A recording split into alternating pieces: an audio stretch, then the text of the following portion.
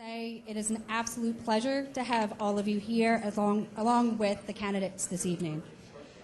At this time, I'd like to have a pledge to the allegiance. So I'd like to invite up my husband, also a 8-year Army veteran and a current Middlesex County Sheriff's officer, to lead us in the pledge.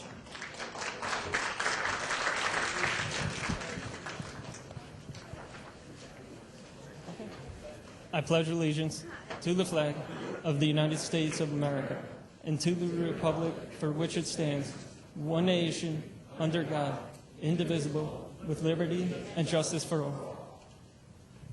Thank you.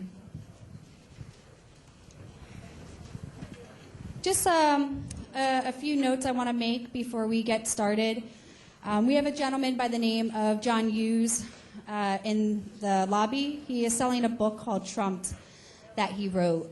So if you have a chance, please stop by, take a look at it. For an additional $5 on it, he'll donate that money. He'll sign the book, but he'll also donate that money to Operation Shoebox, which sends care packages for troops overseas. Also, when you first walked in, you might have seen some young Republicans. They're there to take any questions you have that you want to see asked to the candidates at the end, towards the end of our event. Lastly, I also want to mention that after this event, the candidates, as well as the Middlesex County Young Republicans, will be going over to Haley's Pub. It's about 1/10 of a mile to the right for a meet and greet. So anyone who's here this evening is more than welcome to join us there. You can speak with the candidates further at that point. At this point, I want to make mention to our moderator, Melanie Collette. She comes to us, and we're very, very pleased to have her and thankful to have her. She is an adjunct professor at Rowan. She has a master's in public administration and is currently working on her doctorate, pursuing that. She is the vice chair, she was the vice chair, I'm sorry, of the Mark Rubio campaign in 2016. She's also, sorry, getting all my notes here. She's Region 7 Vice Chair for the New Jersey Federation of Republican Women. And finally, she also is the host of Money Talk with Melanie on Internet Radio. Please welcome me in joining Melanie Collette, our moderator.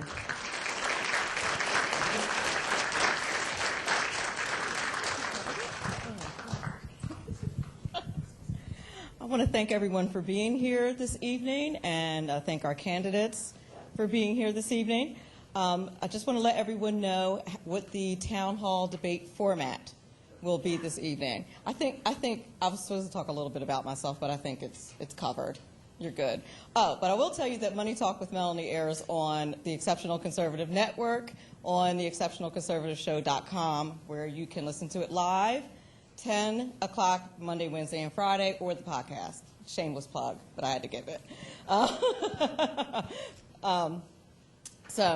The debate will be from 7 to 9 this evening. I know we're running a little bit behind schedule. There are no breaks. Each candidate will have 2 minutes to answer each question uninterrupted. And then there will be an opportunity for a 1-minute rebuttal for each question asked. I want to now introduce our candidates, but before I do so, I do want to let everyone know that the Lieutenant Governor, Kim Guardano, sends her regrets that she's not able to be here, but she did send a letter that I'd like to read, if you would allow me the patience to do so. Attendees, I wish I could be there with you this evening, but I am attending the graduation ceremony for my oldest son, Kevin, who is completing pilot training at Vance Air Force Base in Oklahoma. Our family is so proud of Kevin's service and his accomplishments, and I hope you understand why I couldn't attend tonight's debate. Debates are so vital to our country's democratic process, as it is a chance for voters to hear directly from the candidates about the issues most important to them. But as a Republican candidate for Lieutenant Governor who debated Loretta Weinberg and Millie Silva on TV, take it from me, while you may hear some differences of opinion tonight, they will be minor in comparison to the debate we must win in the fall against the tax and spend Democrats. As Republicans in a blue state, the real battle isn't against each other. It's the work we must do together to build the party and ensure Phil Murphy never gets anywhere close to the governor's office. Thank you to the Middlesex County Young Republicans for hosting tonight's debate. I wish all those participating the best of luck this evening and look forward to sharing the stage with you at future events. Sincerely, Kim Guadagno. So I appreciate you allowing me to read that, and I'm sure the Lieutenant Governor does as well. I want to introduce our candidates, and then I will go back to explaining the way the debate is going to work this evening. In alphabetical order, we have Mr. Jack Citarelli. Come on up. We have Stephen Rogers, Joseph Rouleau, and Hirsch Singh. I'd like to welcome the candidates to the stage.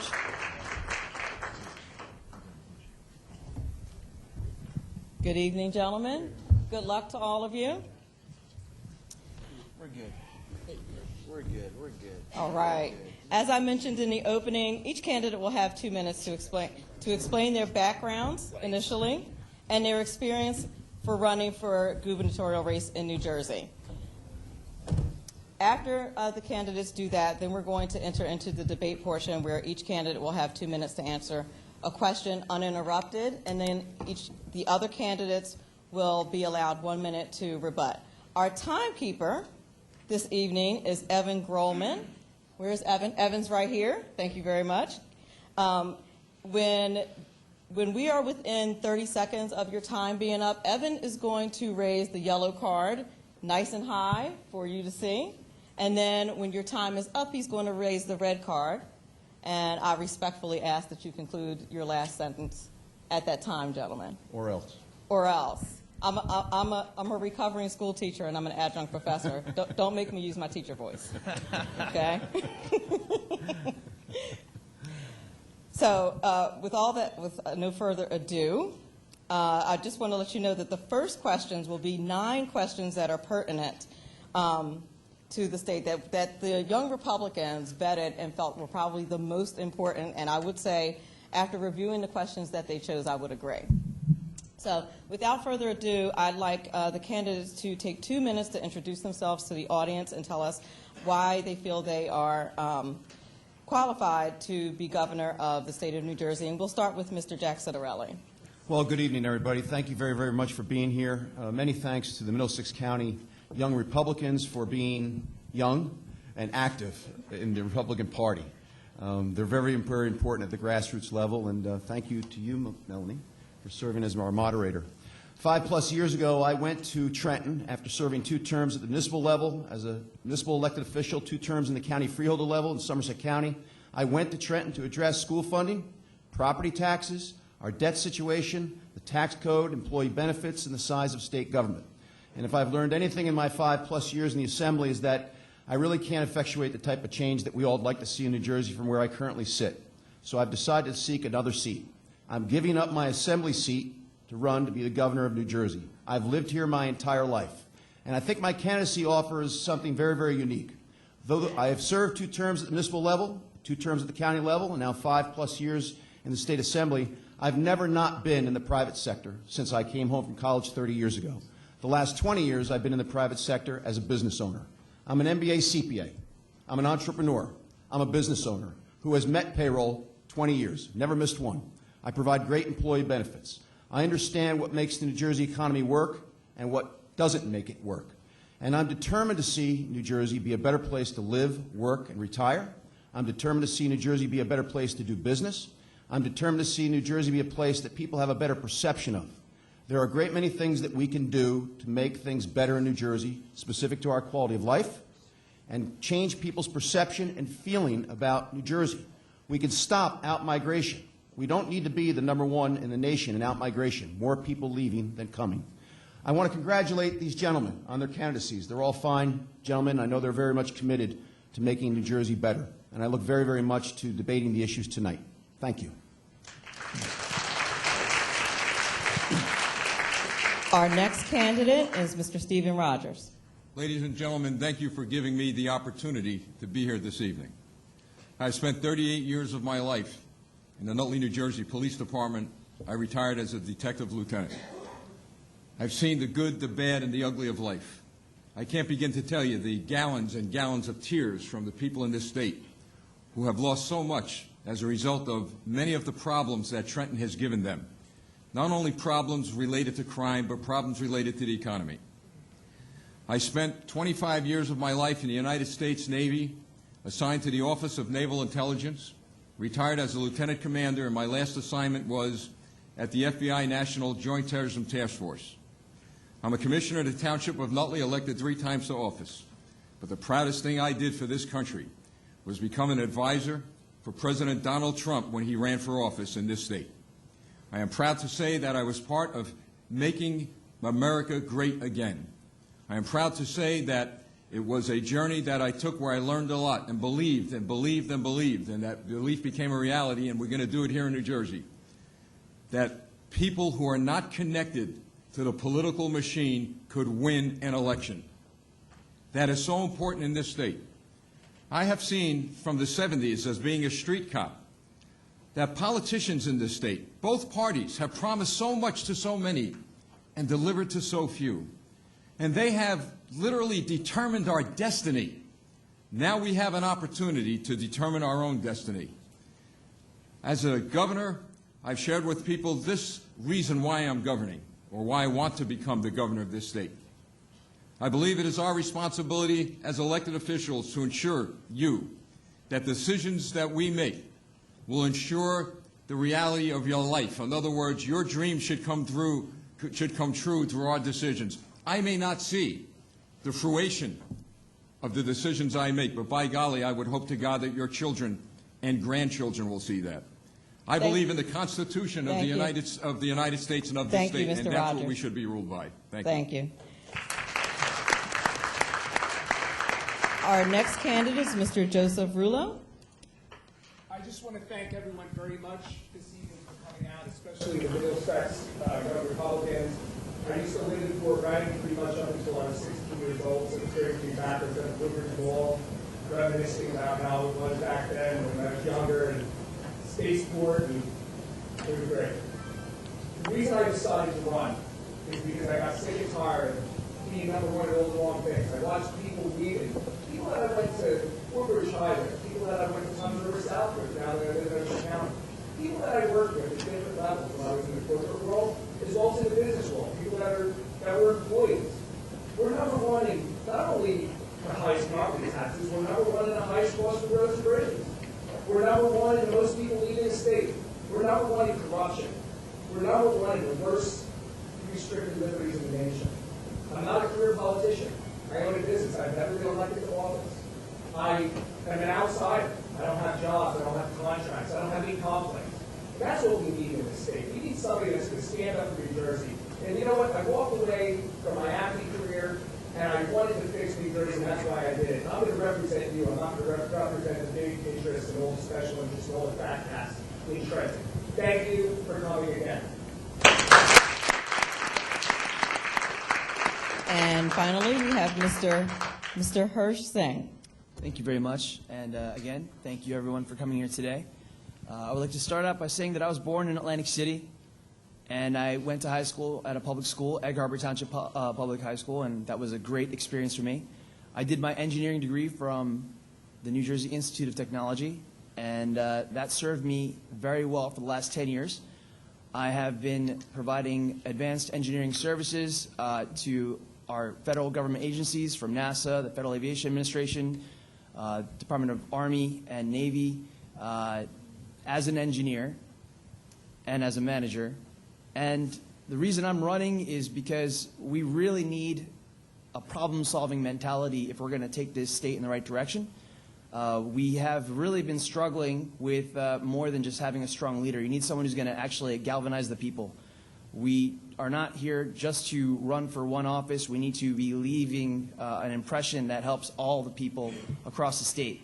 I was, an Atlantic County boy, but then I went to, college in Essex County, and you get to see everything. You meet all the different types of people. The worst part in my mind is the fact that we have 5.9 registered voters in this state, and so if you actually show up. And the reason why that happens is because they don't feel represented. They don't feel like they're connected to the system. And my goal is to not only make sure that we grow our party, but to actually make sure that the problems get solved. The only way we're going to do that is we need to have a plurality of people that are in the Assembly, we need a plurality of people in the Senate, and we also need to take over the governorship. Strong leadership means that you need to have a vision, you need to have a focus, and if you don't have the right person at the top of the ticket, we will not be able to take this state in the right direction. So I would hope that you would consider me and hear our ideas and understand I like everyone here, but we need a leader who's actually going to win, and that's all I do. Thank you, gentlemen. I do want to let the audience know that the order in which the candidates are speaking this evening and the order in which the questions will be asked is alphabetical order. There's no, I just want to make sure no one thinks there's any kind of favoritism or anything like that going on. We just decided that that would be the simplest way to do things. By way of reminder, the first person who gets asked the question, who will be, in this case, Mr. Citarelli, you will have 2 minutes to answer, and then the other three candidates will have a minute to rebut if they choose to do so. If you don't, you can certainly go on to, you can certainly pass if you like. But that's going to be the order. We have 9 pertinent questions. We have additional questions, and during the last half hour, as time permits, we do have audience questions that were submitted. That we will get to ask the candidates as well. So with all that said, let's get started. The first question goes to Mr. Citarelli. It's no secret that there is an ever-growing drug epidemic currently plaguing communities across the country. What steps going forward would you like to take to tackle the battle on drugs in New Jersey? Do you feel prescription drugs play a role, and if so, how would you regulate access to them? Lastly, are you in support of or against the legalization of marijuana? Please explain your position. So I support the governor in his State of the State this year. He made the drug epidemic in our communities in New Jersey a focal point, more specifically the heroin epidemic. People are dying each day in our community. We really do not do a great job of educating people with regard to the tragedy and the dangers of heroin use, which is now getting worse because it's being laced with fentanyl to make it even more addictive and more powerful. And I also think that parents aren't as well educated as they should be. So I support the governor and what he did in his State of the State. I'd like to see a great many of his programs. And the fact of the matter is, I think within 2 weeks of his State of the State, bills passed through both houses of the legislature with unanimous support and were on his desk for signing and have been enacted. And so this is a step in the right direction. First of all, us acknowledging we have a problem in our communities, particularly amongst young people who are dying, and particularly amongst people who have now become addicted to pain-killing drugs. We've limited the number of days that a prescription can be filled and how it is renewed, and these are important steps. I do also support in his initiative the fact that we'll now be educating children in our public schools as young as kindergarten with regard to the dangers of drug use. And I think that's very important. What I'd like to see more of, is parents being educated. I think a great many parents are in the dark as to what's happening, particularly amongst young people in our communities. A lot of parents do not know that their medicine chest, for example, is being raided. They don't know this. This is what leads to drug addiction in the community. And I also like very, very much that if somebody has an addiction problem from using drugs illegally, that we're not going to put them behind bars, we're going to put them in rehabilitation. The last part of your question, because I have only a few seconds left, had to do with marijuana. I am in favor of the decriminalization of marijuana. The decriminalization of marijuana for people who are caught with a very, very small possession, not an amount that means an intent to distribute, but a small possession for recreational use. I do not approve the outright legalization of marijuana. Thank you, Mr. Citarelli. I'm sorry for interrupting. I apologize. Mr. Rogers, rebuttal. I agree most of what the Assemblyman said, but I want to add a few things.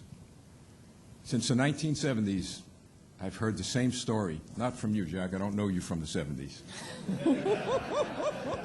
But I've heard the same story. Committee meetings, hearings, experts telling us what the problem is. As a street cop, I could tell you, that we don't want, no police officer ever wants to bring a young person in as a result of drug addiction. It should be treated as a mental health problem. It should be treated as a medical problem. But there's another side to the story that no one has talked about except me. We've got to come down heavy and hard on dealers. It's the dealers that's the problem. It's the dealers that are killing our children across this state. I'm for life in prison for those selling, manufacturing, and distributing opiates and heroin in our state, period. Once we deal with the dealers, then we're going to see a good part of the problem disappear. That's what has to be done, folks. Hasn't been done, and I hope it is done, and it will be done when I'm governor. Thank you, Mr. Rogers. Mr. Rula. We've had an epidemic that probably started in early 2003 when the opiates hit the market and they had a street value, some of these pills, for $25 to $60. The career politicians have sat around and up until now, until recently, are now addressing the problem. I'm happy that the commercials are out there. It's definitely educating. It's refreshing to see that that's going on. But what we need to do is we need to make sure that we call heroin what it is. It's a poison, and it should be treated as such out in the streets. What these dealers have done is they figured out a way that they can take the opiate pill and transition people into heroin. The second question that was asked about marijuana is that I believe that it is absolutely a vehicle to be able to solve our pension problem as long as we earmark it towards that, as well as our transportation trust fund. And I do appreciate, Hirsch, that you have that on there, because in September of 2015 I came out with the TTF, and he does support me on that. But at the same time, my other opponents, they don't agree with me with the marijuana. I don't think that they should be charged as terrorists like Steve does for dealers, and I don't think with Jack. Thank you, Mr. Rula. I don't think that with Jack. Thank you, Mr. Rula. Just cut off for every minute. Yeah. But so what I was going to say is that I feel You're over your time. You're over your time. We'll let Mr. Singh answer, and then you can with rebut that. PTSD, it was voted against for Excuse veterans Mr. with Rula, marijuana, and you're Jack over your- voted against you're over that. your That's what I time. wanted to say. So that's it. Mr. Singh. Thank you. So I would say that the heroin epidemic is a health issue. You could say mental health, or you could say health issue across the board.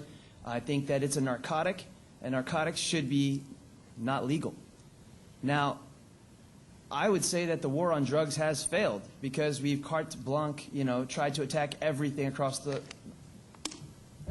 board. And if you're in any college, any high school in this state, in this country, anything is available, if you ask me. So from my perspective, we need to use that money for good. We need to use it for rehabilitation. Marijuana should be recreationally legalized, and it should be completely regulated, and we should know how much is being used. And then from that perspective, I really think that heroin should not be allowed at all into our country, into our state. But coming against dealers, I mean, this is an entrepreneurial spirit, right, that they have. We need to guide it in the right direction. We need to take them away from, just hammering down on them. They're trying to, protect their poor economic situation. Thank you, Mr. Singh. Mr. Rula, you have 30 seconds. I'm sorry, not Mr. Rula, Mr. Rogers. I apologize. I'm sorry. I apologize. Integrity and truthfulness is very important. And Mr. Rullo, you were not truthful when you stated that I believe marijuana dealers should be classified as terrorists. Let's get the facts straight. What I did say was that those who sell, manufacture, and distribute opiates and heroin in our state should be dealt with and prosecuted as domestic terrorists because they're killing people. And to suggest, Herb, that they're looking to help their economy, they're gang members. They're killing people. Thank We've you. got to stop the killing, Thank and you you. do it by tough law enforcement. Thank you. And I'd like to thank the Young Republicans for opening with a nice, calm, and non-controversial issue. We still shake hands. It's all a matter of Steve's used to it. He and I have already been in the debate. He knows he's on the hot seat. No, thank you, gentlemen. I appreciate it. The next question, is for Mr. Rogers. We'll answer first. In 2016, we had 227,000 people leave the state of New Jersey, making us #1 in the country. When asked why they decided to leave, the most common response was due to the cost of living here in New Jersey. Please explain how you would combat this if elected governor. I've been from Cape May to the northern border, from Philadelphia to the Atlantic Ocean, in a lot of cities and towns, even our farms in this state. And you're right. They all say they're leaving this state. Look, I'm retired. I'm on a fixed income. I could move to Delaware, North Carolina, and live comfortably. Very difficult to live in this state. My mother's 91 years old, and if she was younger, believe me, she'd be packing her bags and leaving. That's all I'm hearing around the state. People want to leave. Well, here's how we can solve the problem. We can talk about formulas, and we could talk about how we're going to do this and do that, except there's one little significant problem we have to overcome. We need income. We need revenue. We need to draw businesses back into this state. We need to cut taxes. You cut your sales tax, you cut your income tax, and cut the taxes that are killing our businesses. I learned a lot on my tour of South Jersey. The farmers down there cannot produce the crops that they want to produce because of taxes and business regulations. So the first step as governor would be to cut the taxes, to bring in the revenue, and then you start talking about growing the economy and growing jobs. That's how I would do it. Mr. Rulo.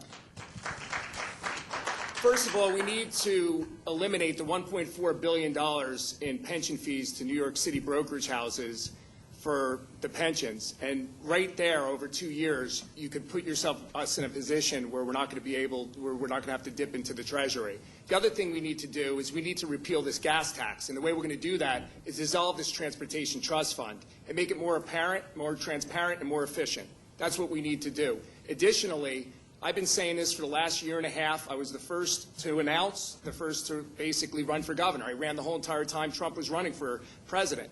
What we need in this state is we need someone that's not a career politician, that's not going to come up with a plan, a 5-point plan, or I've been in office forever and now I'm going to solve this problem. I've never been in office, folks. Many people out there have seen my platform. I have issues, for example, what I want to do is consolidate the Turnpike, the Parkway, the Transportation Trust Fund, everything combined. And the South Jersey Transportation, which is a retirement place for thoroughbreds that are fat cats and politicians. We could save millions for the state and lower property taxes. Thank you, Mr. Rulo. Mr. Singh. The reason why this state is unlivable right now for so many Americans and New Jerseyans is because our taxes are too high. Property taxes, income taxes, across the board. But to solve that, you must first take care of the fact that we are already taking in more than enough money, but it's the inefficiencies of government that are making that money not enough to do the job. So what I would bring to the table as an engineer and a problem solver is to drastically change the way we're doing this, take out the bureaucracy, really minimize it to the point where you're actually getting the job done, and then reducing taxes in line with that. Because you can communicate now better today than you ever could before with using the technology available. That same technology can make us do a lot more with a lot less money. But you need someone who's closer to the technology, closer to knowing what's going on to actually lead that. And that's something that I uniquely have the capability of doing for obvious reasons. Mr. Citarelli. People are leaving because of the various crises we face, and you all know what they are. Every New Jerseyan faces them every day. We're on the brink. Ever-escalating property taxes, crippling debt, unfair school funding, bloated state government, and a tax code that's an abomination. And so these are the reasons why people leave New Jersey. They don't think that they can make a good living here. They don't think that they can achieve their American dream here. We need to change all of those crises that we face in Trenton. And quite frankly, as an MBA, CPA, entrepreneur, and business owner for the past 20 years, I've provided the people of New Jersey with my candidacy exactly what it is I provide my investors, my shareholders, my Fortune 100 clients, and my employees, a very, very specific plan, a 5-point plan on how to turn around the state of New Jersey. It is bold, it's comprehensive, it's dynamic, and it's what you deserve. Specifics. No rhetoric, no generalities, specific items on how to turn around the state of New Jersey, make it more prosperous for everyone, create a growing economy, and better opportunities for everyone. I haven't seen that from the other candidates, and particularly from the Lieutenant Governor, who's been in Trenton for 7+ years. We need a plan. Thank you. And thank you for sticking close to the time. I appreciate it, gentlemen, that we will be able to get the most questions in and the audience will be able to benefit. The next question is for Mr. Rulo. Everyone agrees that New Jersey still faces a property tax crisis. In 2010, Governor Christie moved the ceiling from 4% to 2%, but recent published reports suggest that property taxes are still increasing over 2% per year. New Jersey's property tax average is 2.19%, whereas the national average is 1.19%. What is your specific plan to finally lower property taxes while cutting municipal loopholes? Okay, in 2 minutes, right? I mean, I said it before. I want to eliminate the New York City Fat Cat Pension Fund. That's going to cut $1.3 billion, and we're going to use the Trenton Investment Division right there. We could hopefully start to stabilize property taxes. I'm not interested in a cap. When I get elected to governor, I'm going to lower property taxes in this state. And if I do not, within 4 years, I'm not going to run for re-election. That's all I have to say. Excellent. Mr. Singh. This is a very interesting problem because we already have a solution in front of us. We just don't have the Assembly and Senate to pass it. The fairness formula, which is in place, which would determine that every student in this state get paid the same amount, regardless of what zip code you come from, would reduce property taxes drastically across the entire state. In Atlantic County, that would be a reduction of about $1,700 of property taxes. In some places more north, it would be like a reduction of like $2,500 per month. I mean per year. Sorry. So I think that the formula is already there, and it's very specific and it's drawn out. I do not believe that we really need to come up with anything else. The solution would solve the education problem as well as the property tax problem. What we really need is someone to bring in the Assembly seats and the Senate seats to pass it. Mr. Citarelli. When a $300,000 house in this town pays more in property taxes than an $800,000 house in Hoboken or Jersey City, that has everything to do with the way school funding is distributed in this state. It is blatantly unfair, it is terribly flawed, and after 40 years of Abbott-like funding, it is time for a different school funding formula. It's what drives the property tax crisis in this state. And it is my signature issue. It's the primary reason why I went to Trenton. So we can address the property tax crisis in this state, but not before addressing a new school funding formula. And my five-point plan addresses that very, very specifically. How would that be different from the fairness formula, though? Yeah, I was about to call you next. Are you good? I wanted to add something to this. Oh, okay. You were next. To add to all of what was said with regard to saving money and cutting expenses, how about we get rid of park testing at $108 million over a 10-year period? How about getting rid of Common Core curriculum that has done a lot of damage and spent a lot of money? How about getting the state off of everybody's back? Like Ronald Reagan said, if that fellow Jack comes to your front door and knocks and says, "I'm from the government," run like heck out the back door. Did you have to use Jack? No. We're going to keep it gentlemanly, yes? No, you I didn't mean any offense. You have a rebuttal? Yes, Hirsch brought up a good point. I agree. Basically, what Christie did with this fair formula is it went away now. And this is what happens every single year. The politicians come up with a fair funding formula. It doesn't happen. I agree we need to do it. But what we also need to do is we need to consolidate all of the spending with the schools. That way, it increases purchasing power.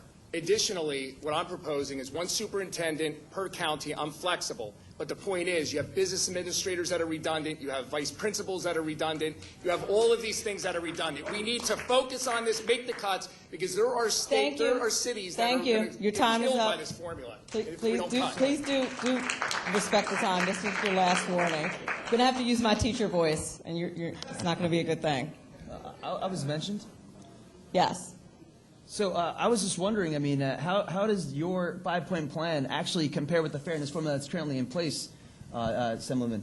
Well, I know you know the answer because you've been to my website, but I will tell you how. Of the 600 districts, of the 600 school districts in this state, 400 are underfunded, 200 are overfunded. Some are grossly overfunded. Hoboken gets $7.5 million more than it should according to the current formula. $7.5 million more than it should. There are other communities that get $9, $10, $12 million less than they should.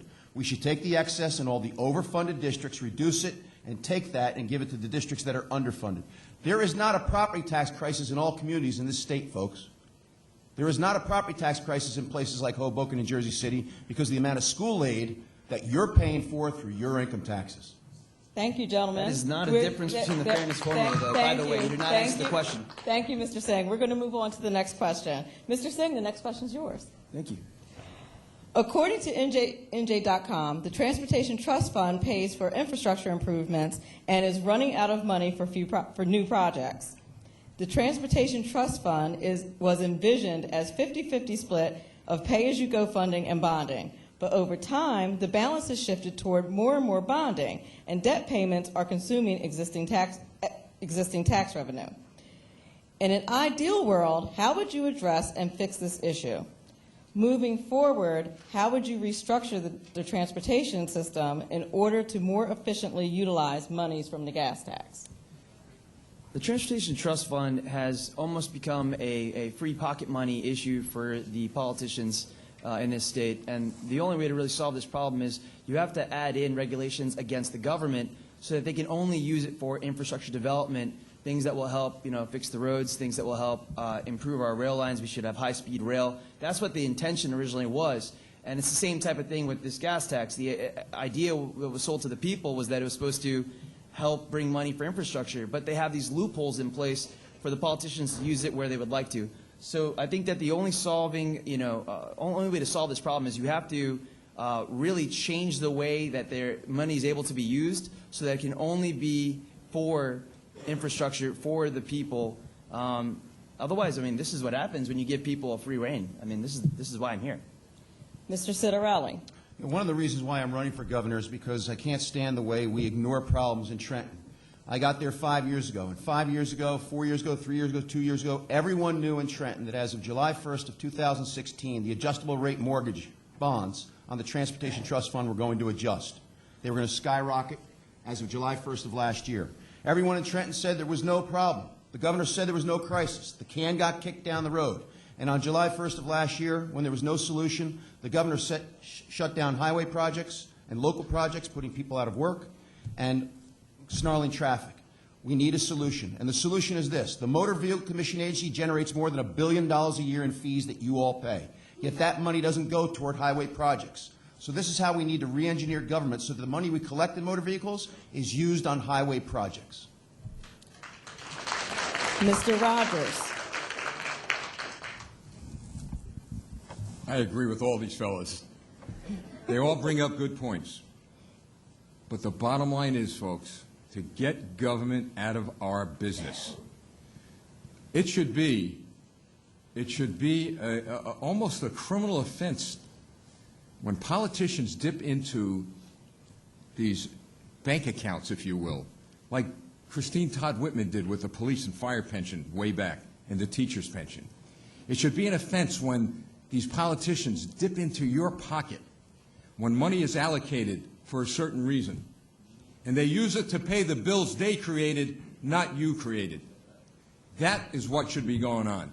We should be determining our own destiny, not the political operatives in Trenton.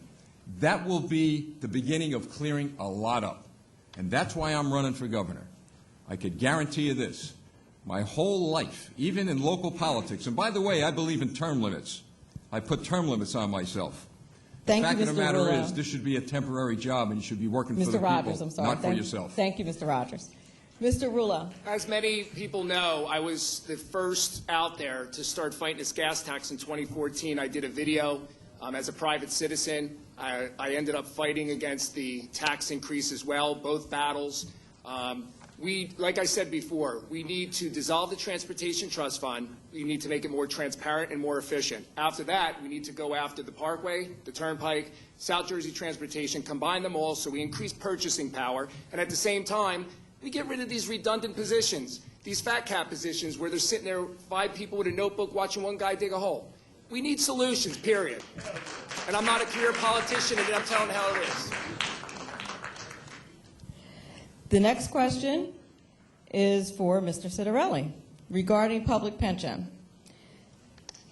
The public pension system is underfunded by about $54 billion, and the state is responsible for about $40 billion of that. How effective or malignant will the $1.86 billion contribution in the fiscal year beginning July 1st proposed by Governor Christie be? Also, what plans do you have in place to combat this challenging situation? Well, this is another point in my 5-point plan that Hirsch is very familiar with. By the way, I voted no on the gas tax. And he did. I commend him for it. Listen, not all complex problems need a complex solution. It's very simple. I will not go to taxpayers to ask them to make up the difference in our pension shortfall by paying more income taxes, sales taxes, or any kind of taxes. Everyone with less than 10 years in the system, all throughout government, everyone with less than 10 years in the system is going to a cash balance plan. All new hires are going into a 401k. We're going to get rid of the Platinum Cadillac plans, which is a great savings at all levels of government. And the other thing we need to do for all current and future retirees, if your pension plus your Social Security is more than $50,000, there needs to be a sliding scale whereby public employees will contribute to their own post-retirement health care benefit. If we do these things, as a CPA, I need to tell you, I've done pension and profit sharing plan accounting. As an employer of 20 people, we have a pension plan. You need to reduce the long-term liability, you need to reduce the current expense, and you need to increase the current payment.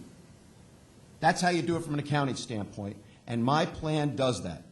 It does that by putting people into cash balance plans, 401ks, getting rid of the Cadillac Platinum plans, and by changing the post-retirement health care benefit for all current and future retirees. Mr. Rogers.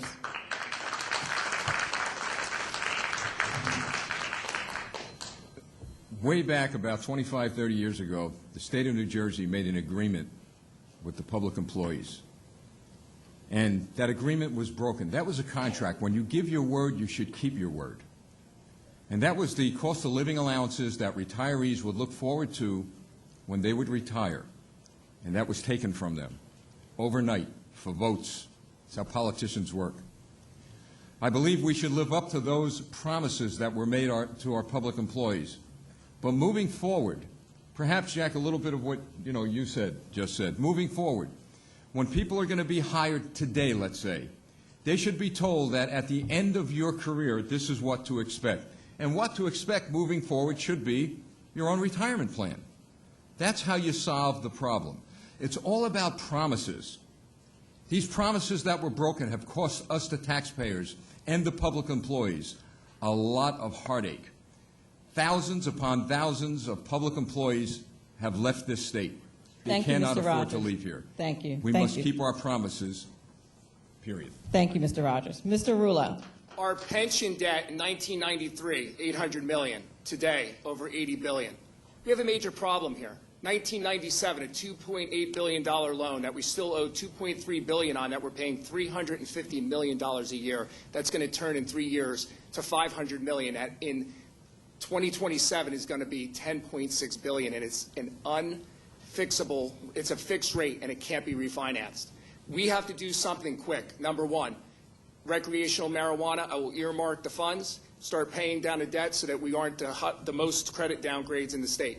Number two, get rid of the $1.4 billion in the pension fees, which I hear no one talking about, because you know why? Everybody feeds into this indirectly or another. I don't have any investor friends. I have no connections out there. And I don't care who it is. They're losing their jobs if they're not taking care of you guys out there, period. And I'm going to make sure of that. Mr. Singh. I think that we have three parts of the solution that's actually necessary. I do agree with the Assemblyman. I agree with Rogers. Government must stand by its promises. If we said we were going to do it, we have to pay it. But how are we going to afford it? I think that moving forward, we have to make sure we don't follow the same type of solution. We need to have 401k style plans moving forward. And I do agree that new revenue sources are the way to pay for them, as well as you got to add in the efficiency, because we have enough money coming into Trenton. You got to cut the fat in Trenton if you want to make sure that money can do more. I'd like to say something. Okay, very good. You'd like to rebut? Did you mention? Yeah, well, I'm not going to necessarily rebut him, but I'm going to, I think this needs to be said. Let's say something about our public school teachers that's nice. Let's say something about the fact that without our public schools and without our public school teachers across this country, we wouldn't have a country. I know we've got financial troubles, but we've heard for year after year after year, public employees get bashed. We talk about police officers and firefighters and corrections officers and EMTs. You know what, Mr. Rulo? They do pay back. They pay back every day with their lives. They pay back every day with the thought of maybe not going home. So they do deserve some of the things they get. And I agree with you. We can't sustain the pension system the way that it is. But by golly, why don't we start thanking God for those public safety workers and those teachers and those public employees that every single day have contributed to this society and have helped us where we are today. Thank you, Mr. Rogers. Would anyone else like to rebut? So I don't remember talking about teachers or police or anything like that. So what I was proposing is to make sure that their fund is, we take $1.4 billion of fat cat fees and pay the pension with it. And we also earmark marijuana. Where were you when Christie called the police officer union pigs and I came out publicly? You weren't even involved. No, I was serving my country in the United States Navy proudly, Mr. Rouleau. Thank you. And with that, gentlemen, we will move on to the next question. Mr. Rogers, this is under the subject of health care. What steps can be enacted to achieve better competitive insurance rates while providing better coverage for the insurers and uninsured? How does this apply to the current changes in the replacement plan for health care reform? Well, I believe that we should follow the President's plan to break down those borders. If you give people the opportunity to buy their health care out of the state, it'll drive costs down. Right now, all the public employees, at least most of them to my knowledge, are locked into Blue Cross and Blue Shield, Blue Horizon. They're locked into that. You can't move out of that. So the fact of the matter is you give those employees, if they're paying some of it now, and if they're going to pay all of it, well, that's the way it goes down the road. But give them the opportunity to shop around every single state to make sure that they get the big bang for their dollar. I don't think one company should be monopolizing every single dollar that's going to be given to health care. Mr. Rouleau? Again, we're at $60 million of debt. They took the funds that were earmarked to go towards to pay for the benefits, and they ended up having holidays where they weren't paying for that, and they bonded. They circumvented our Constitution, our debt limitation clause, and they just ignored it. I agree with the President, as well as Steve does, that that's the way to do it. Right now, they have a certain amount of people that are health insurance companies that are involved, and they need to broaden it. It can't be the same old good old boy network, and that's the solution to it. Thank you. Mr. Singh? I think that the solution is very clear. The way it was said when Trump was running across the across the country, was that we need to break down all the borders for competition. You need to allow all insurance companies across the entire country to compete with each other for everyone's dollar. It's that limitation that has made all our auto insurance, medical insurance in the state go so high. It's a semi-monopoly, and it should be stopped. So I'm hoping that what comes out to repeal it and replace it will be good for us, and we'll follow through with those words and doctrines. But if not, I'll compete against it. If it comes out, then we should support it. Thank you. Mr. Citarelli? I believe that health care is a right, not a privilege, and people want to know that they have access to high-quality health care, and that's something that we should make sure exists here in the country. Is Obamacare the answer? No, it is not. It was a failed experiment, and it does need to be replaced. I think here in New Jersey there's different things that we can do, not only foster more competition between insurance companies. I was on a bill that dealt with out-of-network expenses, out-of-network charges. If by chance you ended up in an emergency room at a hospital that wasn't in your network, you should not be charged for unbelievable charges just because you're out of network. And the other thing I do believe is we need to, a lot of people don't know this, but the second largest expense line in our budget is Medicaid. We need a better system to provide health care to the poor, and we can save billions through community development block grant situations, working with clinics in the community as opposed to what we have now. Thank you. The next question is for Mr. Rouleau. According to PBS, there are roughly 1 million United States abortions yearly. In its most recent annual report, Planned Parenthood said it performed 328,000 abortions. Do you support the defunding of Planned Parenthood, and please explain your position? I'm pro-life, proud to say it, and I think that Christie did a great job with this, and I would make sure that in our state, that our funds for our state are not used for abortion. That's how I feel. Mr. Singh. I also agree. Federal funds should not be going toward, federal state funds should not be going toward that at all. Mr. Citarelli? Tax dollars should never be used to perform abortions. I do believe that what we should also look for is a different way for tax dollars not to be used to fund Planned Parenthoods. There are a great many pharmaceutical companies that benefit from the prescriptions that come out of Planned Parenthoods. Let them form some type of public-private partnership that ensures that young women can get access to quality health care, but not necessarily funded by taxpayers. And Mr. Rogers? I am pro-life, and I will be a strong, strong voice for the unborn. And yes, I will take complete, total, 100% funding from Planned Parenthood. Absolutely. I just wanted to add to something that Jack was saying. I agree with the outside funding. No one mentioned your name. No, we need to move on. You're getting like extra time, and we can't have that. Thank you very much, though. I appreciate it. That's okay. I think we all agree on. I think you guys all agreed on that, so we can move on. Under immigration, the next question is for Mr. Singh. Unauthorized immigrants in New Jersey account for about 5.8% of the state's total population. Between the years 2009 and 2012, the state of New Jersey experienced more than a 16% increase in undocumented immigrants. Do you feel this is an issue for our state, and what steps would you take to address it? I strongly agree with the national sentiment right now that illegal immigration is a problem. I do not support sanctuary cities, and I still feel very strongly that legal immigration is an asset to the U.S., so if you're not following the rules and the laws, then we have to find a way to handle that. But I think that should be coming down from the president and his intention. But legal immigration is very good, very helpful, and it will help us moving forward. So that's where I stand on that. Mr. Citarelli.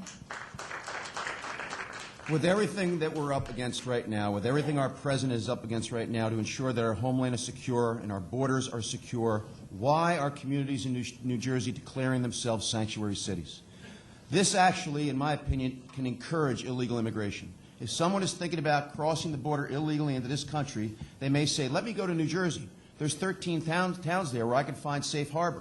And then making matters worse, we have a Democratic proposal in Trenton that says if President Trump withholds federal funding from those towns, the other 552 towns are going to reimburse them. Number one, I don't know where we get that money from. Number two, is that fair to the other 552 towns? So we should all be working together, all oars in the water in the same direction to make sure our homeland is safe, our borders are secure, and we do not need to be declaring ourselves sanctuary cities or sanctuary counties.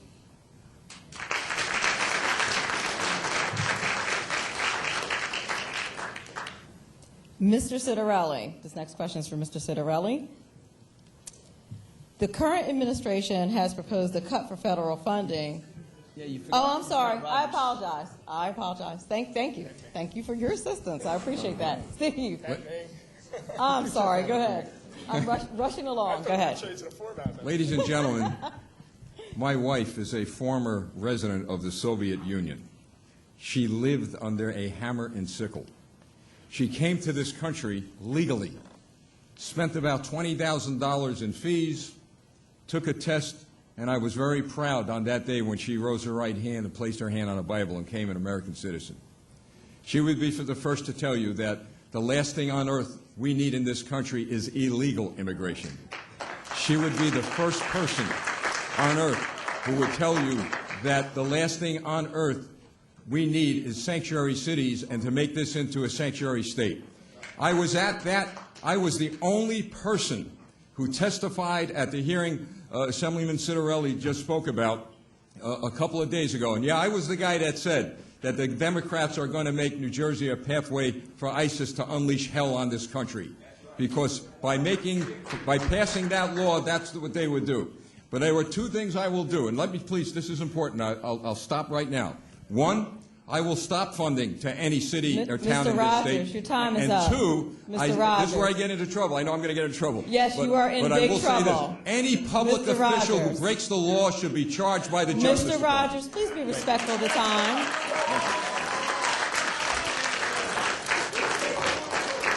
She's a teacher. I better behave.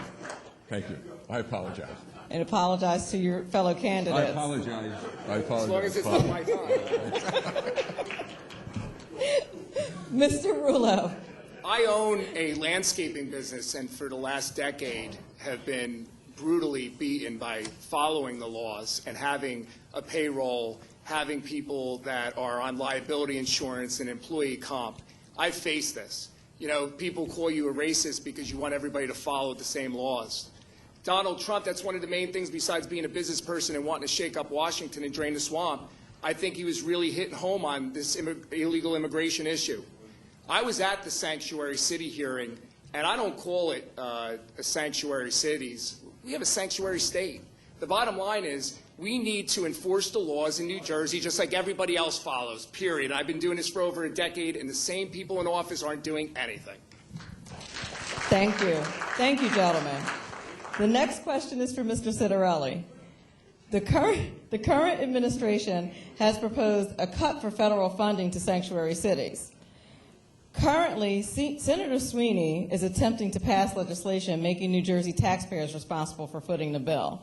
Please explain your position on sanctuary cities and the funding of them. So I spoke to this a few moments ago. I really do believe that this bill that was put up by the Democrats in Trenton is pandering. It's merely pandering because that's where their voter base is, and they're trying to counterbalance the effect, create a false positive by thinking that they're going to get money if Trump withholds federal funding. As I said a few moments ago, I'd like somebody in Trenton to show me where that money's coming from. We're broke. We're broke in Trenton. So where's the money coming from? And even if they found the money, are we saying that the other 552 towns in this state are now going to reimburse the 13 who have declared themselves sanctuary cities? There's something terribly unfair about that. I'm sorry. That will not happen, I don't believe, as long as Christie is governor, and it will not happen as long as Jack Ciattarelli is governor. Mr. Rogers. I'll make it short. I agree with the Assemblyman, and finishing off what I said before, yes, we are going to cut the funds, and as governor, I will have the Attorney General move to prosecute those politicians, those public officials who are breaking the law, because they are breaking the law if they're not following the edicts of the President of the United States. Period. Mr. Rulo. Like I said, I've been battling with this for over a decade, and it's nice to see that career politicians are finally coming out with this. Obviously, why should we have to pay for people breaking the law, breaking the Constitution of the United States? This is absolutely appalling. Again, I was over in Red Bank, and there was a sanctuary city hearing, and I didn't see any other person that was running for office there. And it was, I'll tell you the truth, there was over 1,000 illegal immigrants outside chanting and yelling, and it was uncomfortable. And I went to that meeting, and I listened to what people were saying. And they honestly believe that breaking the law is okay, and they're justifying it because supposedly they're working for us. And that's what I got out of the hearing, is that they have total disregard and don't understand that it's an unlevel playing field for most Americans. So as a non-career politician, I see this as a lot of pandering, this whole sanctuary city. This is a sanctuary state. And when Donald Trump is president, I'm governor, illegal immigrants will not get care in our hospitals for free when our veterans don't. Mr. Singh. I think everything that's being said here makes a lot of sense, and I agree with it. But the real thing here is that we have to understand that we're not going to be a dispassionate nation. If someone is injured, we take care of them first. We have the wealth and the ability to do that. I do not agree. I'm just saying we're going to let people be hurt. Now, outside of that, I would strongly have to say that the laws are already there. We don't need to make new laws. We just have to enforce them. If we follow through with what we're supposed to do, what's already written down, nothing has to be done illegally anyway. That's it. I'd like to rebuttal. Certainly. You might find a rare moment of me defending this fellow.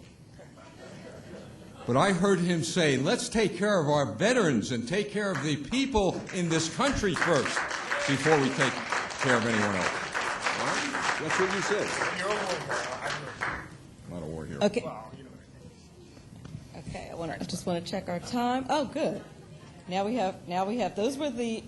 Oh, did I miss you? Okay. You were looking at me like I missed you. I just wanted to make sure. We have 10 more minutes for the prepared questions, so I'm going to begin to ask those. Those were the 9 questions that the young Republicans felt were most pertinent.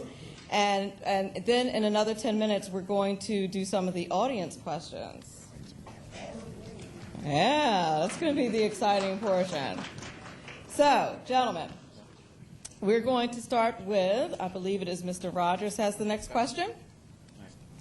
As you know, only till a few years ago, only 2 legal casino destinations have been in New Jersey and Las Vegas. Now, there's stiff competition for New Jersey to compete with neighboring casinos, such as Sands, Parks, and Foxwoods Resort Casino, to name a few. What can you do to bring back revenue to casinos to ensure Atlantic City still runs and thrives as a prominent gambling city in New Jersey?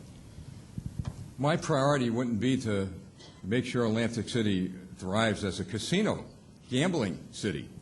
I don't believe the state should have ever stepped in to bail them out anyway. That was our money. And the people in that city were responsible for the actions of their elected officials. But I do believe we could bring that city back and cities across the state back. I think we concentrate too much on one particular part of the state or one city and not every city. So part of the solution is to be fair to everyone. I believe in startup grants for businesses. That's fine, but I want the money back. I just think the time has come for us to stop bailing everyone out and let everyone who lives in their communities be responsible for the destiny of themselves. Get government out of everybody's business. Mr. Rullo. Another example of squandering of pension fees is with the junk bonds with this Revel that basically fell apart. The government has to stop this. You know, Atlantic City has been pillaged and raped by all of these politicians for years. They have the Casino Redevelopment Authority and everything, CREDA out there. And like I said, the South Jersey Transportation, if you add all the jobs together and you were to get rid of all those fat cats, you would see how quick Atlantic City, as the rest of New Jersey, would be flourishing. I think that they need to be creative. They need to bring in off-Broadway, for example. That would bring a lot of people in. You're not going to have to deal with subsidies because off-Broadway is non-union most of the time. But we have to be creative. You know, for example, that's it. That's all I have to say. Thanks. Mr. Singh. Over 8,000 people lost their jobs because of partisan politics in Atlantic City. This is what is unacceptable. It was the government and all their different facets and regulations that actually have hurt that city from thriving. There was a couple years back where they even made it impossible for you to smoke cigarettes when you're inside there. I'm not saying people should smoke, but who are we as government officials to tell people how they can or cannot enjoy their time? This state's motto is liberty and prosperity. It is through liberty that we attain the prosperity we have today. So the number one way to get back to anything, to what was good in this state, is to go back to giving people the opportunities to decide for themselves, for the corporations to decide for themselves, and to make government stop making it impossible for government to do their job, which is just to regulate safe transactions of government. Mr. Citarelli. The NBA CPA said all along from the very, very start that the best thing for Atlantic City was for it to go into municipal bankruptcy. That would have put it in court in the hands of a judge as opposed to politicians. I'm opposed to state takeovers in situations like this. We now have other politicians that are overseeing Atlantic City, and it's not the answer. We need we need to hit the reset button, we need to start from zero, and we need a whole new economic model for the casinos in Atlantic City to thrive and for the money to be reinvested in the city as opposed to being drained out, which is what's happened for the past 40 years, and then we end up supporting it with only more state aid.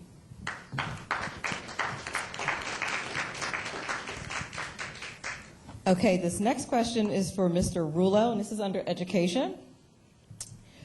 What is your policy on gun-free zones and safe spaces in our public and private school system? And what immediate actions can be taken to ensure the safety and security of our children? I've been involved fighting for carry and conceal in this state for a decade. Thank you. And in 2013, I went to the rally with NJ2AS, one of the largest rallies New Jersey's ever seen. And when there was a shooting incident with the Sandy Hook shooting, instead of getting up there and running away like all the politicians did, I got up and I said, we need carry and conceal to protect against shooters, terrorists, and criminals, instead of these legislators that are liberals empowering the criminals. So I do not support any kind of gun control when it comes to the rights of the Constitution of the United States, and New Jersey needs to wake up and allow people to protect themselves in New Jersey. Mr. Singh. I very strongly am an advocate for the Second Amendment in its full freedom and capacity. I almost feel that the gun-free zones tell people where they can get away with whatever they want, and that's a problem.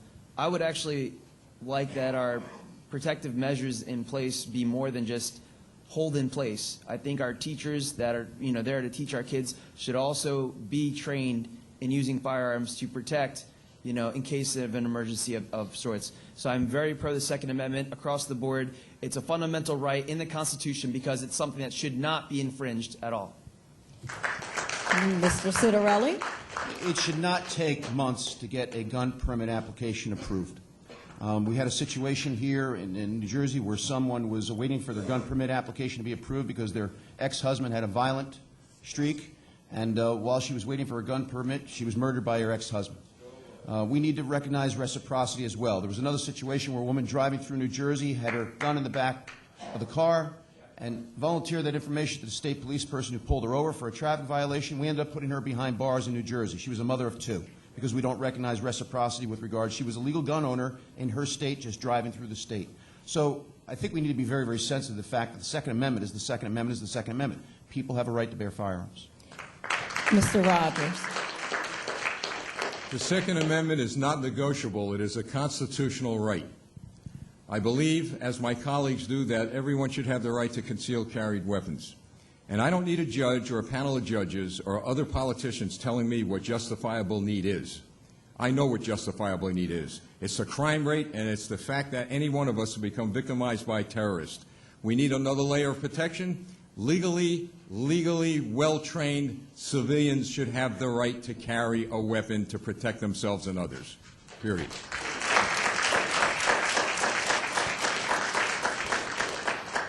Mr. Singh, this question is for you on the environment. What new legislation, let me rephrase that.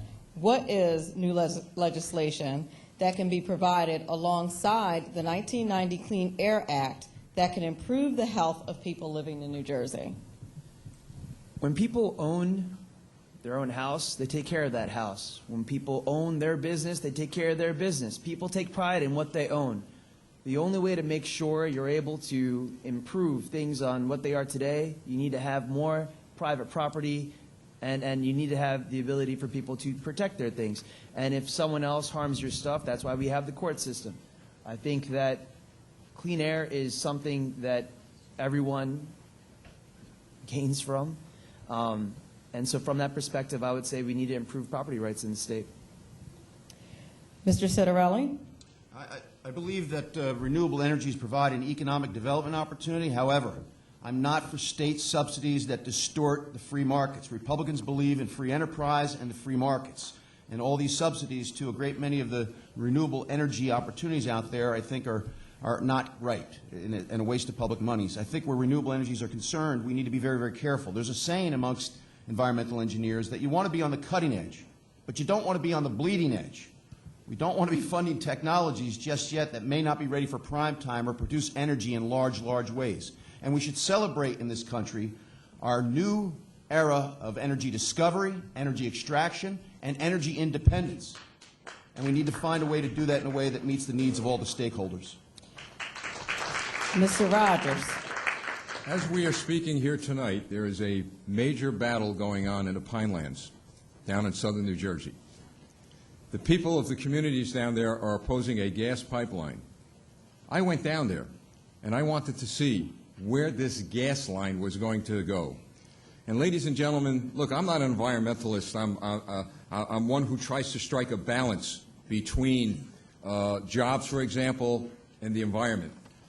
But when I went down there and saw what would be torn up and torn to shreds and destroyed, it really bothered me. So I came to this conclusion. You should make that decision, not government. The people who live in the communities that are being affected by all of what is going on with regard to these companies coming in, going out, these environmental issues, you should make that decision. not the state, and not just companies. I've got to tell you, the people by the hundreds were opposed to that, and yet the commission down in that area voted against the will of the people. Thank you, I think that is wrong. Thank you, Mr. Rogers. Mr. Rulo. On an energy standpoint, we should use practicality purposes. For example, if you're in a position where oil is going to work for you, that's what you use. Wind, solar, oil, coal, whatever it may be. Gas is an ample opportunity for this state to power even our generators of power. It's up and coming. It's a cheap energy source. New Jersey is going to flourish from it. We need to move forward with it. I'll tell you, the EPA has basically destroyed this state.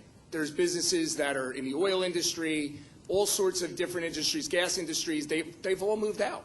And what we need to do is we need to, instead of pointing, oh, this is a Democrat fuel or a Republican fuel, it needs to be a practical fuel, that there's a demand from people and it brings revenue into our state and jobs, unlike now where we lost a lot of them. Thank you. This is the last of our prepared questions by the young Republicans that were gathered by the young Republicans. And this is under unemployment. And this question is for Mr. Citarelli. What do you make of the controversial statements in regard to the labor chief bragging about the New Jersey unemployment rate being lowered, yet it is still not tied in with the national average? And do you feel this is a true indication of how many people are unemployed, since so many people have stopped looking for work and no longer receive unemployment benefits? I don't think we should be bragging about any of the economic indicators for New Jersey. We're on the brink here. A great many people remain unemployed. A great many people are suffering from wage stagnation or wage compression. We need a more dynamic economy. We need an expanding economy, and my five-point plan addresses that. So this is not really a time. I hear some politicians talking about the number of new companies that have been started up over the past number of years, the number of jobs that have been created, yet you talk to people, we still have a property tax crisis. We still have an unfair school funding formula. We still have an affordability issue in New Jersey, and you still are number one in out-migration. We were last in economic growth last year, and the crisis even has two other dimensions. There's a couple of party bosses in Trenton that wield way too much power, and there's a couple of special interests that think they can buy, own, and operate state government. We need, I believe, a new message, a new messenger, and an entirely new direction. So I don't think we should be bragging about New Jersey as we use indicators, economic indicators or percentages to kind of try to polish it off. It's still lipstick on a pig. Things are not great here in New Jersey. We need to turn it around. Mr. Rogers. I was in South Brunswick the other evening, and a couple of businessmen tagged me in the hallway, and we talked about this topic. And they told me they will never, ever open a business in the state of New Jersey. And one of them, actually, he's going to be leaving New Jersey. And I asked him why. He says, you can't sustain business here. The regulations, the taxes, everybody's on your back. It goes back to what I've been saying, ladies and gentlemen. The government is the problem. And, you know, when you lose businesses, you're losing jobs. When you're losing jobs, you're losing revenue. What we've got to do is decrease, deregulate, get government off everybody's back. Let you be the determination of your future. Let you be the individuals that spur, as Ronald Reagan once said, that will spur the economy by the American ingenuity. Don't let the politicians continue to do this. I won't when I'm your governor. Mr. Rulo. As a small business owner for a quarter of a century, I'll tell you, all government has done is make business worse in this state. What we need to do is we need to address the real factors. I mean, like I said before, we have in the landscaping industry, I'm competing against illegal workers that aren't following the employee comp laws. They're not following the laws of employee taxes. They aren't doing payrolls. They don't have the liability insurance. It's an unequal playing field, period. I'm not going to beat around the bush. The lieutenant governor brags about how, you know, the unemployment rate was cut. It's because everybody quit looking for work. You have to be kidding me. There's so many people out there that can't find a job and so many small businesses that are struggling in this state. We need to stop being number one at all the wrong things, and we need to start being number one at all the right things. And with the solutions that I provided you with, that's how we do it, not with government, cutting taxes, dissolving, and firing all the fat cats. Mr. Singh? Yeah, I firmly think that the indicators, the economic indicators, are not representative of the true underemployment or unemployment that is in this state. And because of that fact, I think that we really need to understand that what we need in this state, what made it strong before, was manufacturing. We need in manufacturing so that low-skilled workers and individuals that might not have those high-end degrees are also able to find work, because you need people across the board from the top to the bottom. And you know what? If we don't have manufacturing, we're not producing wealth, we're not creating new things. That's where you get experience, and you're able to make more money over time because people come in below you and they get your experience over time. So manufacturing is what made great this state back in the day, and I think we need to bring new manufacturing in to sustain the middle class and move things forward. Thank you. Okay, that was the conclusion of the prepared questions, and now we have the audience questions. And this first question is for Mr. Rogers. In October 2011, the police and fire retirement pension saw an increase in member contribution from 8.5% to 10%. From October 2011 until today, not one penny has gone to the pension system. How can this be fixed so that the 1.5% increase goes into the pension system? Elect me your governor, and it will go into the pension system. The fact of the matter is that here you have a situation where the police and firemen in this state paid their portion. It was the governor, it was this state, it was the politicians that didn't do what they were supposed to do. So that's how you fix it. You make sure you do what you're supposed to do, what's legal and what's right and what's proper. That's what elected officials should be doing. Mr. Rogers? I'm sorry, Mr. Rulo? Again, the politicians in New Jersey have circumvented the Constitution of New Jersey, which was built in to protect us. The limitation debt clause, they've walked all over it. These economic authorities are just a way for them to bond. Look at what they've done to the pension system. Like I said before, they bond billions. We have a Phil Murphy who's running Corzine Light, and he's worked for Goldman Sachs, and Goldman Sachs has pillaged this state. Okay, they sell bonds. They even make options on the side and say, well, if the credit rating goes down in New Jersey, you actually get a kickback off of that with a bonus the way the stocks work. We need to change the way things are being done. We need someone in there that's been in a small business, that's not a career politician, that's never been in office before, that most of my friends are police, teachers, firemen. I was a fireman. I was a first aider. And I understand how everybody works. And I have a landscaping business, and I work with the employees at times to try to save money, to compete with the illegal immigration out there. Thank you, Mr. Rulo. Mr. Singh. The pension problem will only be solved when more money is coming in so that we can actually handle the debt that's in play. Plain and simple, there's more than enough money that goes to Trenton. We need to use it more effectively and efficiently to pay things off. The only way to do that is to bring someone in who is not a part of the system. How many people have been a part of the system that are running for this office, whether it be on the corporate side, the banking side for the Democrats, or on our side? I think it's very clear to understand that to solve the problem, you need to try a different solution. This is a serious issue. We don't get the opportunity every day where you have the federal government that might be prepared to help out a state that has the right type of friend in their executive office. Thank you. Mr. Citarelli. The Municipal Employees Trust Fund is solvent. The County Employees Trust Fund is solvent. The Police and Fire Trust Fund is solvent. The only pension trust that is not solvent is the one that state workers and school teachers are in. And listen, I understand the argument about the promise, but know this. That promise was made 30 or 40 years ago, and here's what's changed. The benefit has gotten unbelievably expensive, and people are living into their 80s and 90s.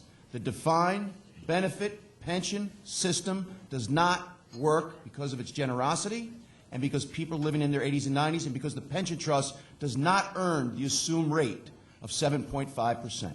If any of you are getting 7.5% out there, I want to meet your investment advisor. It doesn't work. And so I understand the promise, but things change over time. And so what we need are changes to the plan as I recommended earlier. Thank you. Thank you. This next question is for Mr. Rulo. What are your thoughts on the Second Amendment, specifically gun control and concealed carry? I have to get up for a second. So, like I said before, in 2013, when it took courage to come out during the Sandy Hook shootings, when all the politicians were hiding, I went there and I spoke at one of the largest rallies, NJ2AS. And what I fought for was for you. I believe in the law-abiding people in the state of New Jersey. Unlike our politicians that empower the criminals, for example, Cory Booker, who's now our senator, gun laws don't do anything. What it does is it empowers the criminals. Carry and conceal should not have justifiable need. It is a constitutional right, and New Jersey needs to follow it. And I support Donald Trump 100%. With the right reciprocity, we can, at least until I'm governor, have some relief from this. There should be no restriction on the Second Amendment, period. And I have proven that, period. Thank you, Mr. Rulo. Mr. Singh. Yeah, I think that it's very clear that everyone up here agrees with the Second Amendment being uninfringed. And I'm really encouraged with the fact that Congress right now at the federal level is trying to make reciprocity a nationwide thing, such that runaway Congresses at the state level are not able to stop our Second Amendment rights from being realized. Mr. Citarelli? We spoke about this earlier. The Second Amendment is the Second Amendment is the Second Amendment. And I think what we need to do immediately here in New Jersey is not make it so hard for people to prove that there's some kind of threat to their lives in order to have a conceal and carry permit. I think that it shouldn't take so long to get a permit approved. It's taking way too long to get a permit approved, in some cases 2 to 3 months. And I also think that we need to recognize reciprocity with other states so that we're not arresting people, putting them behind bars like we did to that poor woman who was a mother of 2 coming through the state from the state of Pennsylvania. Mr. Rogers. And as the Assemblyman just said, not to make it so hard, let's not make it hard. Let's not make a Democrat governor of this state. Let's make sure a Republican gets elected. Thank you. This next question is for Mr. Singh. How do you plan to make New Jersey more small business friendly? So right now, the large companies that are in this state, which there are many, from the 17 out of 20 of the largest pharmaceutical companies to companies such as Samsung, Honeywell, and beyond, Campbell's Soup, for example, but they were all able to negotiate with Trenton lower taxes or special deals so that they were able to establish their headquarters here. What's unfair is that the majority of people actually work for small businesses. They don't work for large businesses. And from that standpoint, those same deals that are in place for large businesses need to be kind of universal so that small businesses can bring in the staff and the people they need to do good work. And from that standpoint, I would lower the taxes that are in play to the levels that large businesses have it so that we can actually have fair competition and strong small business that would really fill in a lot of the unemployment issues we have in the state. Mr. Citarelli? So point number 3 of my 5-point plan has to do with restructuring the entire tax code, which is something I'm familiar with as a CPA, and I'll give you 2 of the 7 bullets in that plan. First of all, we need to phase out the corporate business tax in New Jersey 10% a year over a 10-year period. Georgia and North Carolina have done this with enormous success. I didn't know that until after I put my plan together, but then it was brought to my attention. There is no room for a corporate business tax at the state level. I prefer getting rid of a corporate business tax as opposed to all this corporate welfare that we give away to corporations to bribe them to stay or to come. And more importantly, as a small business owner, we need to make the gain on the sale of a family-owned business tax-free. Go up and down any main street. That laundromat, that pizzeria, the small law firm, CPA firm, that's their 401k. They drive the New Jersey economy and our labor markets. Make the gain on the sale of a family-owned business tax-free. Watch entrepreneurship and enterprise take off in New Jersey. Mr. Rogers. Here's where one's experience as a municipal elected official comes into play. We do count, don't we, when we have experience in public office. One of the things that I've learned as a city councilman, we are called commissioners in Nutley, is that rules and regulations and mandates coming down from the state to these municipalities are hurting local businesses. But the municipalities themselves are hurting local businesses through code enforcement laws that are doing a lot of damage to the small business person. So we have to get the state to work in conjunction with the local municipalities to cut regulations. I think it's pretty sad when an individual has a small business and they put a beautiful sign up and they're told they're going to get a $1,000 fine if it doesn't meet a certain height and length. That doesn't mean we shouldn't have certain codes and certain ways of building our communities. But my goodness, it should never be on the backs financially of that small business person. Thank you, Mr. welcome. Rogers. Mr. Rouleau. We need to start by repealing the gas tax to show New Jersey that we care about the small business. It's affected not only from the service industry up into the products that are being distributed throughout New Jersey. I know that as a small business owner, it has been entirely difficult over the last quarter of a century to run a business in this state. As a business owner, I've watched so many different businesses go under because of all the bureaucratic tape. They have a homeowner improvement contractor's license, fine. But at the same time, illegal immigrants are out there working, and there isn't any E-Verify. And it's very unfair for a level playing field in this state. And that's why the unemployment rate is so high as well, because we aren't making tax dollars off of people that are off the books. Additionally, you look at something like employee comp. You get this thing in the mail, and it's this thick.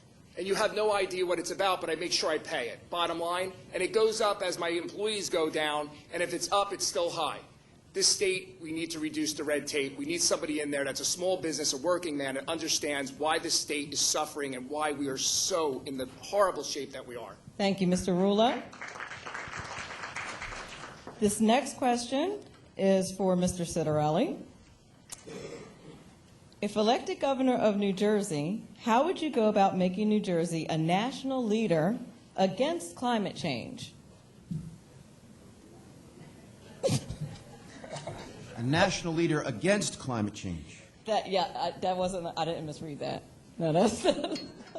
Well, listen, as I said before, I think we have to be very, very careful not to be, you want to be on the cutting edge, all of us do, but you don't want to be on the bleeding edge. And I think all these subsidies for a great many of the renewable energies that are a bit ahead of their time just do not make sense from a tax standpoint. They don't make sense in terms of free markets.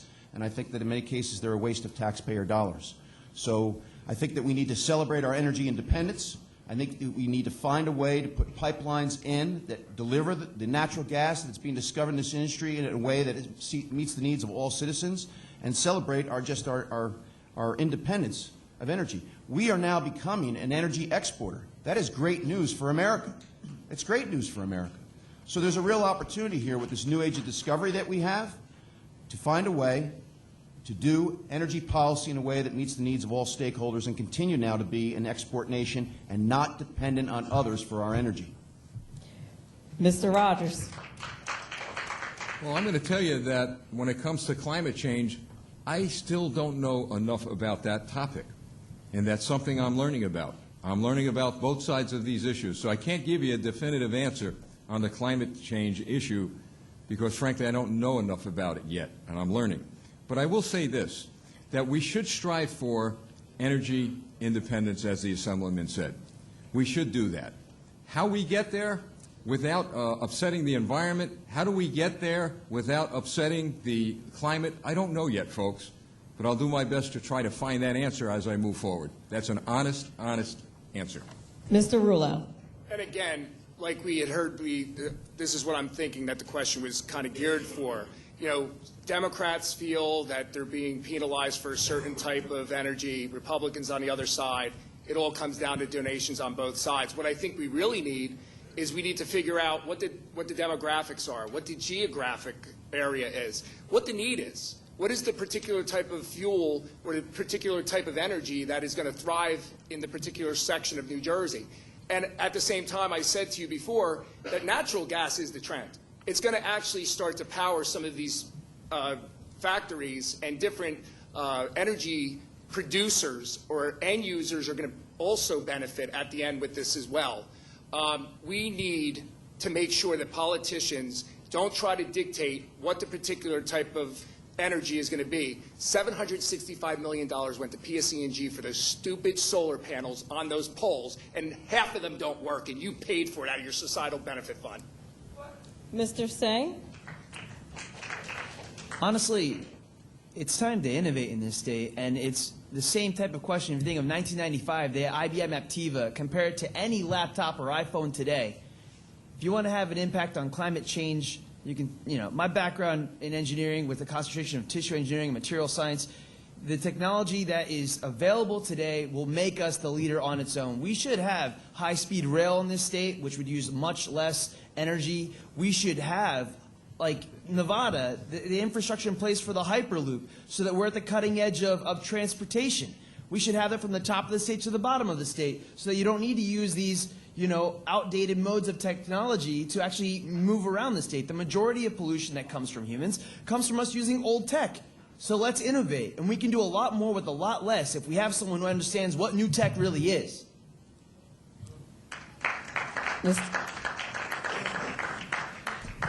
Okay, this next question, we only have 2 more audience questions. I think we can get them in. This next question is for Mr. Rogers. In your opinion on undocumented immigrants and getting driver's licenses and in-state tuition. When my daughters, who lived in this state their whole life, was unable to go to college because we couldn't afford it, and illegal immigrants were able to go to college because you and I paid for it, I have a problem with that. The fact of the matter is that we've got to put our citizens first, period. If you're here illegally, it is illegal. It doesn't take a rocket scientist to figure that out. And you took the chance. Look, I'm compassionate. I'm one of the most compassionate people in the world. But by golly, when are we going to think about our survival, think about our children and our families who have paid so much, so dearly to get where we are, to live under that flag? And so I say this. Compassion, yes, but we've got to be a country and a state of laws. We have to come first. Thank you. Mr. Rouleau? Our higher education, it's so costly for the students, and for them to give out-of-state tuition rates to illegal immigrants while people that work so hard don't get any aid, and their kids can't even go to school without working 10 jobs, and the kids have to work 4 part-time jobs. It's horrible. The way our state is basically giving the same aid every single year to a school regardless if the school is producing. And for new enrollment, they're not being given that.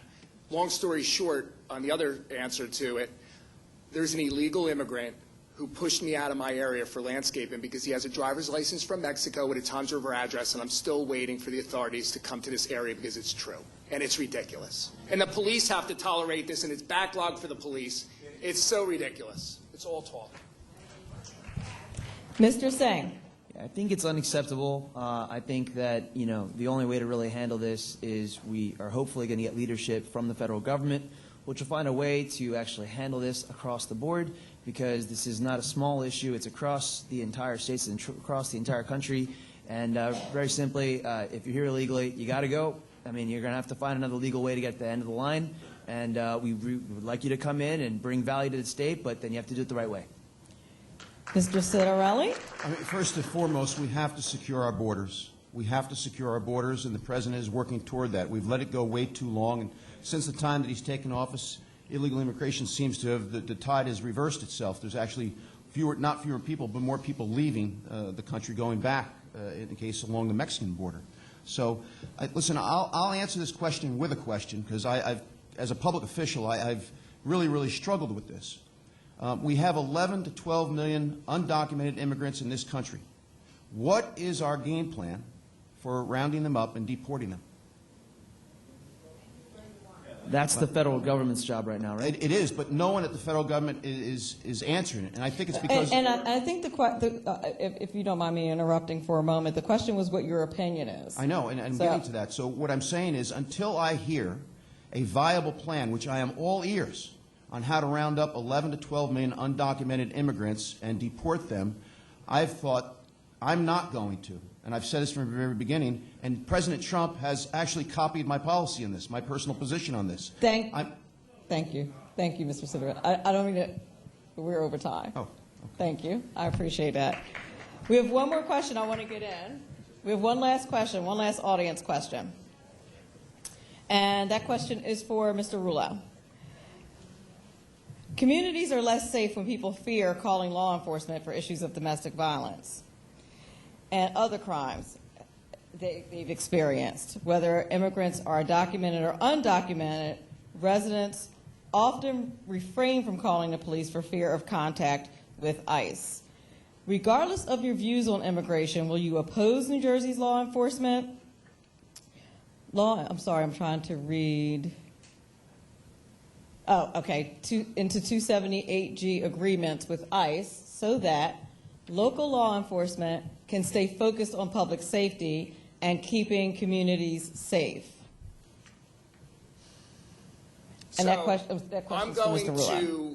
to, like I said before, when I'm governor and Donald Trump is president of the United States, and as he's enforcing the laws of New Jersey, I will work with ICE to do what we need to do to make a level playing field in New Jersey. In the matters of crime, rape in the past, for example, right in Stafford Township, we had an American woman in her front seat in a Target, and an illegal immigrant was in the back and strangled her with a rope and tased her. This is for real. This stuff exists. So with that being said, when I'm governor, I will be waiting for the command of our commander-in-chief to solve this problem. And that's what we need to do. And at the same time, we need to shut down these check cashing places so they're not money laundering all of our money overseas. That's what they're doing. They're sending everything they're making here, and then they're retiring there off of all of our backs while using our hospitals for free, and our veterans aren't getting care. Mr. Singh. I'm not sure I am fully on the same page as you with this issue, but I am very confident in the idea that the real losers when you have illegal immigration are those illegal immigrants that can be preyed on by other illegal immigrants and not have the ability to reach out to our law enforcement. And so everyone's losing with this situation, so they have to leave, they have to go, so that the police force can also be contacted whenever there's a real issue and can respond properly. I do not agree with the idea of having any type of agreement in place with ICE, which then just allows sanctuary cities and other things to exist, because the problem is there, it needs to be solved. And if you try and build bridges where there should not be any bridges, then you're allowing the problem to persist. Mr. Citarelli? I think we're making a problem much more complicated than it needs to be. We have a very specific reform in New Jersey that was put down in 2007 by the Attorney General at that time, and it's simply this. If you are charged with a felony or drunken driving, your status is to be determined. And if you are an undocumented immigrant, federal officials are to be called. It's very, very simple. And the notion that sanctuary cities are not going to implement that policy is a violation of the law and cannot take place. So we have a very simple policy in New Jersey. Let's enforce it, and let's put law enforcement ability in a position to enforce the law. If you're charged with a felony or drunken driving, your status is to be determined. If it is determined that you're an undocumented immigrant, federal officials are to be called in, and you are to be deported. Mr. Rogers. First and foremost, you put an end to politically correct policing. You give the police the ability, the tools, and the equipment they need to protect us. That's number one. Number two, Herb, I'll agree with you on the building of bridges, and here's how it's done. Hirsch, I'm sorry. We got Jack. I got them all on me. You build the bridges, all right, by developing what we did in the 90s and the 80s, community policing programs. And those community policing programs will enable the people to trust the police. Never trust a politician. Never. Never trust the promises of the people who make the policies, because they're making the policies for their own darn good. Believe me, I lived it my whole life in policing. But you get the community and the police together, and you'll see how fast the legal immigrants will turn into illegal immigrants. It's a matter of trust. It's a matter of keeping your promises. So we build the bridges, but we also let the police do their job. Thank you. That's how we solve the problem. Thank you, Mr. Rogers. And with that, I'd like to thank everyone for their immense patience. Thank the candidates. That was the last question. And now we will have closing remarks from our chair, John Steiner.